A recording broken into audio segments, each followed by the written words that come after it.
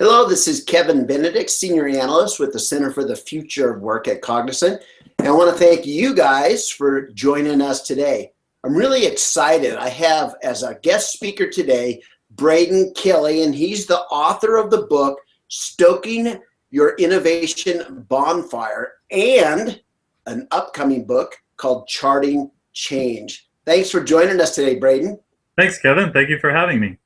So I'm here in snowy Boise, Idaho this morning, preparing for Christmas holidays. What's it like in Seattle today? Well, just west on the other side of the mountains, it's cold but rainy, so it's not snowy. It tried to snow the other day, but not so much. All right. Well, talk to us about innovation. That's one of the areas that you spend a lot of time focused on. Why don't we just start out by saying, what do you mean by innovation, and how do you actually institutionalize innovation within a company? Sure. So when I talk about innovation, I like to use a definition that I've crafted over several years. And the way that I define innovation is that innovation transforms the useful seeds of invention into widely adopted solutions valued above every existing alternative. And there's a couple key distinctions there. One is the distinction between invention and innovation, the distinction between useful and valuable. And then another key point to keep in mind is that innovation has to be widely adopted for it to become a true innovation. And okay. So talk to us about the difference between invention and innovation.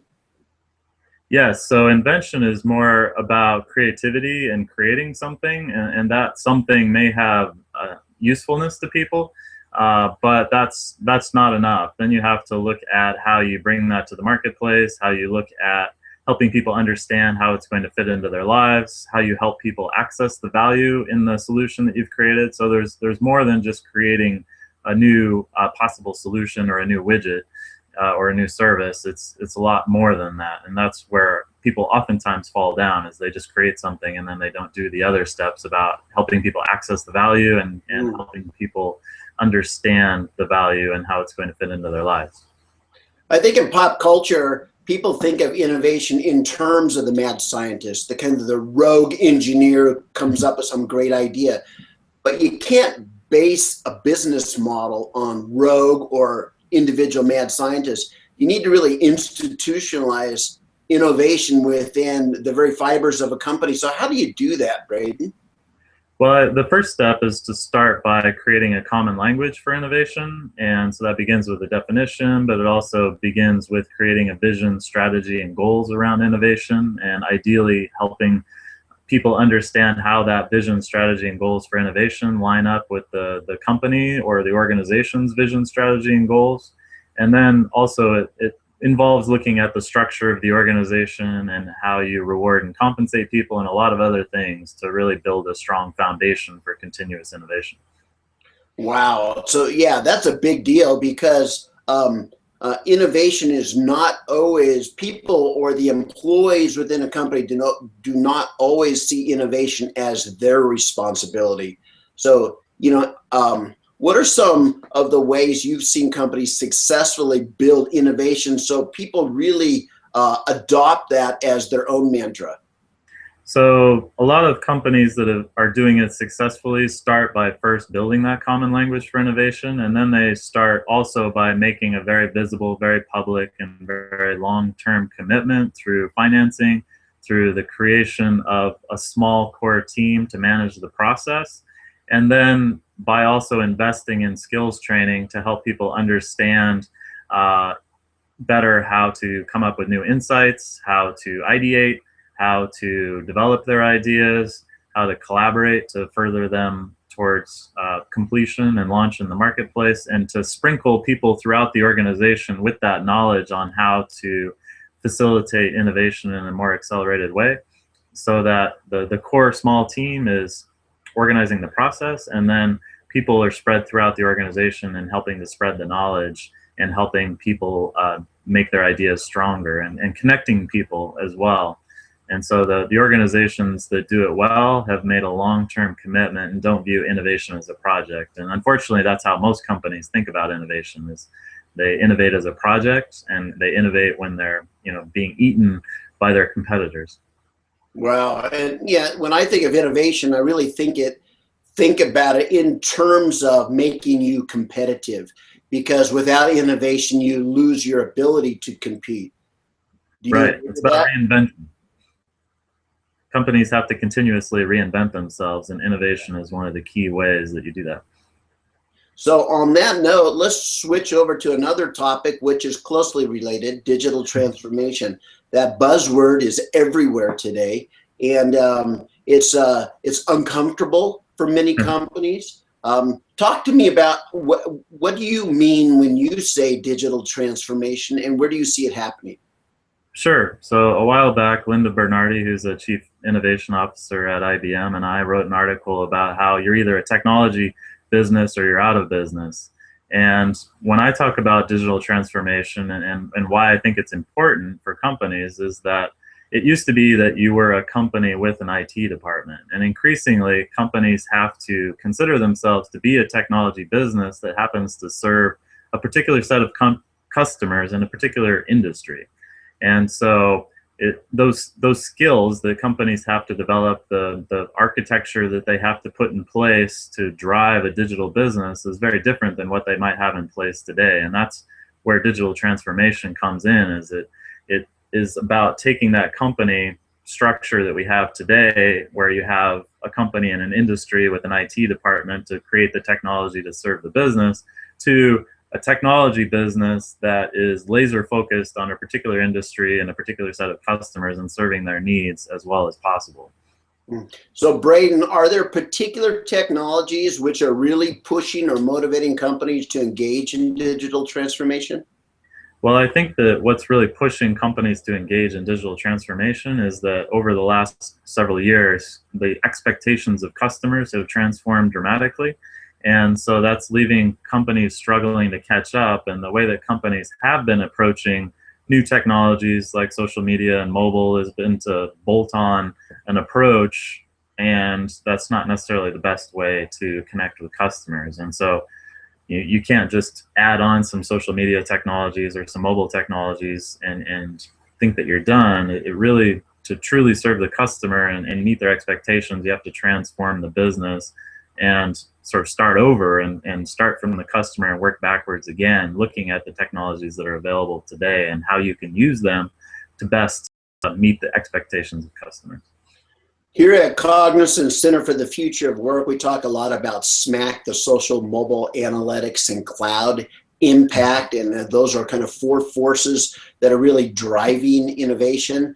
And I would mix in with there the Internet of Things. But I always look at them. Now, I'm biased because I come out of a long history of working in mobility. But it seems to me that the requirement to engage in real-time interaction with customers on mobile devices is really forcing companies to update, upgrade, and replace their IT environments to be able to support real-time interactions. What's your thoughts there, Braden?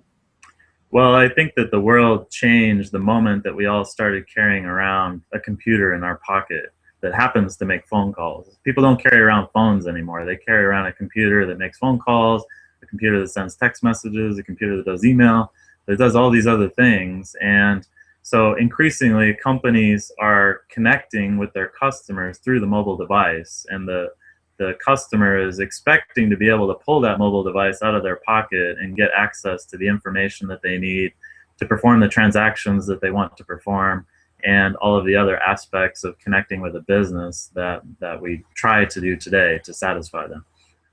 So let's talk about how companies should respond. Is there a methodology that you've seen or you've written about, Braden, on how does a company approach digital transformation? How do they even get started?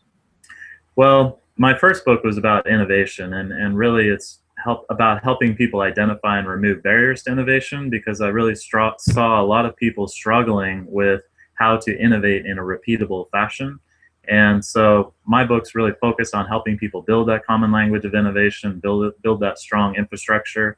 And as I was out traveling the world speaking about innovation in different countries and doing workshops and different things, what kept coming up over and over again is that if a company is really bad at change, they're going to be really bad at innovation. And so my second book's about organizational change. And as I did the research for my second book, what I really saw is that there aren't a lot of really great tools out there to help people make the process less overwhelming than it feels to most people. And so as people look to engage in digital transformation, the change planning process becomes the most important step, and it happens to be the first step. So I've created a change planning toolkit that helps to make it more kinesthetic, more visual, more auditory experience for people, and helping to make it less overwhelming and more human for people.